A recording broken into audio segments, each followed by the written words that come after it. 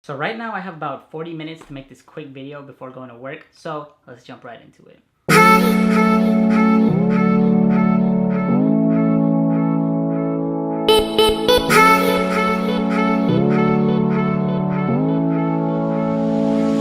Today let's talk about equipment, especially what type of equipment I like to use, since honestly I've been doing vlogging and film and photography for about a year now. Like I've been doing it since high school, but I barely seriously got into it. The bag I use is actually the in-case DSLR bag. All the links to the equipment I use is gonna be in the description down below. This bag was about $150, but I got a discount code, so it was about like $120. For me, I needed a bag that could hold my laptop, hold lenses, multiple pieces of equipment, and honestly, this was probably the most solid bag I could find. The thing about the in-case bag is that I'm not really worried about my equipment anymore. Like this thing's bulky. Like this thing, it could fall, I wouldn't be worried. It could be raining, and I know this thing's gonna be water resistant. It's not waterproof. Like obviously I'm not gonna throw it in a pool, but I know raining, it can handle it. And like I said, this bag is like an absolute beast. It has like 4 or 5 different pockets to put like different things of equipment. For the first piece of equipment I use is actually my MacBook Pro. This is the 2014 version of the MacBook Pro. I actually got it for school, but I ended up using it for editing photos, videos. For storage, I use this Easy Store 2 terabyte hard drive. It's pretty good. I haven't had any problems with it. It's pretty quick. Recommend it. For my drone, I actually use this small little pad. I use this in case I'm ever like flying outdoors and there's like a lot of rough texture on the floor. I can open it up and it's like a huge ass pancake. So this thing, like I said, it's to protect my drone from any rocks or dirt or debris, just to be like extra cautious with it. It also came with a couple clips to make sure like the wind doesn't blow it out. For stabilization, I actually use this katana. You put your drone right here and you got a mini stabilizer. I could probably do a mini video on how to get stabilization with this, so that might be something that I do in the future.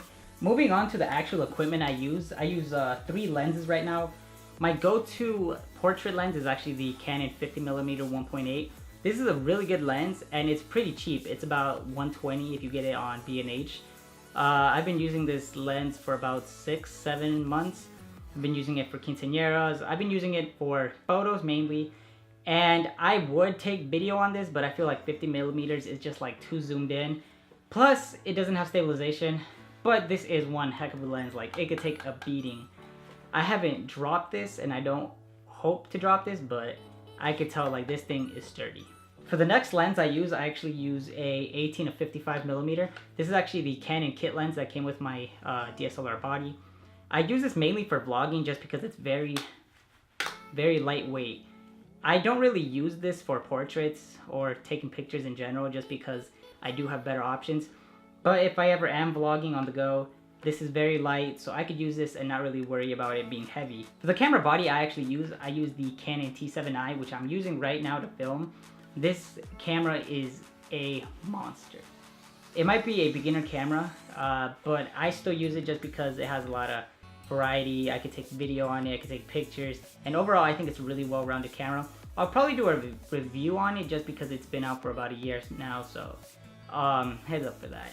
The third lens I use is the Sigma 18 to 35 zoom lens. It's a 1.8 aperture, so you get like a lot of blurry background. Like right now, these 2 lights are gonna be pretty blurry.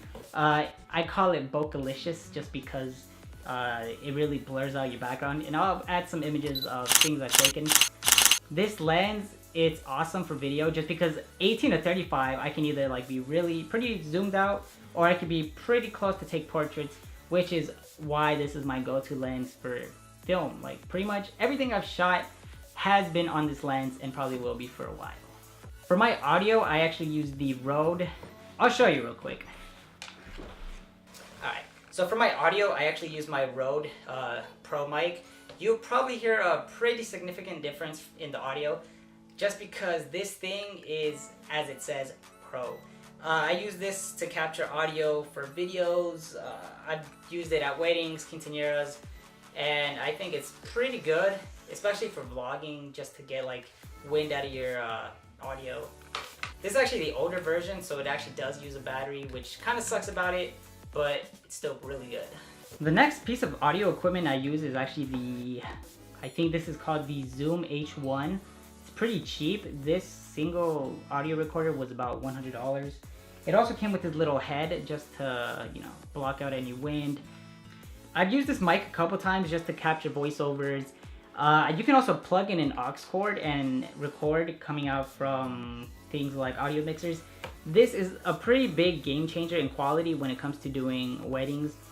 You can actually plug in the DJ's audio mixer into this and the audio will be so clean, like it's ridiculous. For my drone, I actually use the DJI Mavic Pro. Yeah, I use the DJI Mavic Pro. This is my first drone. The reason I decided to go for the DJI Mavic Pro is because it's foldable, one, and for me, being compact is probably the biggest option when it comes to buying equipment. Being compact, I can literally fold this up and probably even put this in my pocket. Actually, maybe this isn't as compact as the new DJI Air, but it's still a really good option. The camera quality is pretty crisp on this. Flying it has been pretty easy. I actually did technically crash this. I hit someone's ceiling with this once and it lived, so good job DJI on that. Also, always have extra batteries just because these things only last about 20 minutes. Really isn't as much time as you would expect. So always keep your batteries charged. To control it, I use the controller that comes with the kit. Haven't really had any problems with this. The range on this is really good. Like, you could probably fly this a couple miles and still be able to, capture video on your drone. And the last thing I use is the, what is this? This is a Sunpack DF3600U flash. I don't use flash in my photography. I'm more of an available light or even natural light person. The only time I actually use flash is when I'm doing indoor things like event photography for like inside ballrooms, just because it's always really dark. And if you're gonna do any type of event photography, especially for weddings or quinceañeras, you need a flash. This isn't the best flash, not super good quality, but it's cheap, so that's probably the reason I got it. Like I mentioned, it's good to have a flash for event photography, just because it's really dark and honestly you're not gonna get enough exposure with your lenses alone. Check this out, it sings me a song. But for a pretty cheap flash, this actually comes in really handy. It's pretty bright. Check this out. Ooh, that's bright. Brighter than your future, to be honest. One quick thing I'd like to mention before ending this video is that equipment really isn't everything that you should really focus on. It's so easy to get into the mentality that, oh, I need this camera, I need this lens, I need all this equipment. But honestly, with a good camera and a good lens, you could pretty much produce really good photos or even videos. I'm not gonna lie, but all of this equipment put together is worth thousands of dollars. I don't say that to brag, but I say that to point out that if you're really worried about money, then the two biggest things you can do is either get a job, save up, and buy equipment, or make money off of what you do, off of producing videos. And pretty much that's what I've done this past year, shooting countless quinceañeras, shooting weddings, doing events. And right now I'm actually working at my job just to make a couple extra bucks for some last equipment I'm gonna need.